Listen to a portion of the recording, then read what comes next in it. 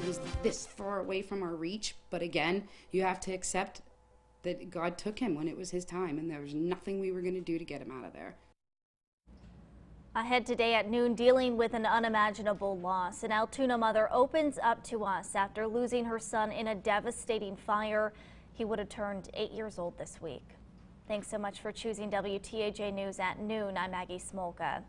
Just under a month ago, a fire tore through an Altoona home, taking the life of a little boy.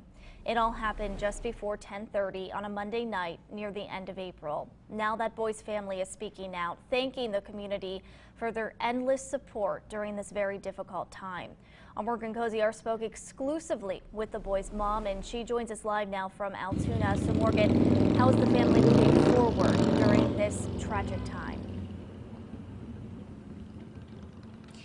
Hey Maggie, good afternoon. Yeah, losing a child is something that no parent should have to go through, but this family is finding comfort in the community members who are rallying around them at this time. I spoke with the boy's mother, who was celebrating his birthday on what would have been his 8th birthday. This is her story. A little guy, filled with lots of laughter and plenty of personality. He just was the most brave, intelligent little boy, funny little boy. He would have been 8 today.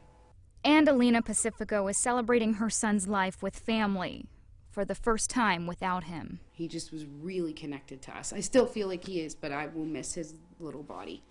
Would like to squeeze him one more time. And recalls what happened in the horrific moments that changed everything. Me and my husband and my daughter had sat down in the living room to watch a movie. We were about 6 minutes into it, and my husband said, "Do you smell that?" And I said, "Yes." And we ran up the stairs. I opened my daughter's bedroom door, and there was a wall of flames. Their son, Savario, had lit a fire. We couldn't see. He wasn't scared. He wasn't yelling. He wasn't calling for us, so we didn't know if he was in there or hiding somewhere else. We didn't know. It happened so fast, and I just couldn't find him. I tried really, really hard. We both tried really hard. She searched for as long as she could. The second time that I went in, I went in and I thought, I'm gonna die in this room. And Alina and her husband were severely burned and had to be flown to Pittsburgh. It wasn't until then that she heard the worst words a parent could hear. And I heard the helicopter attendant say to the other, "Oh, their son didn't make it. That's so sad." And he was like, "Yeah, no." That's how I found out. An unimaginable thing became this family's reality. For Andalina, comfort comes in knowing her son is now an angel. He was amazing. He had autism, which made him brave, hyper intelligent, but he also didn't understand danger. He didn't understand boundaries or even pain for that matter.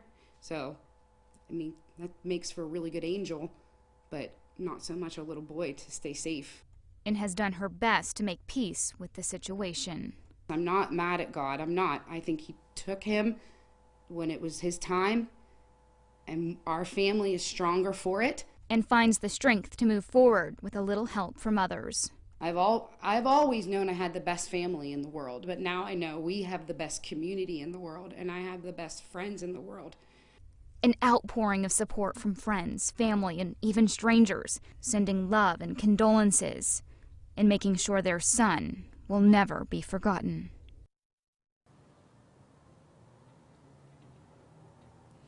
And firefighters were able to contain that fire to the upper level of the home, which is currently being renovated.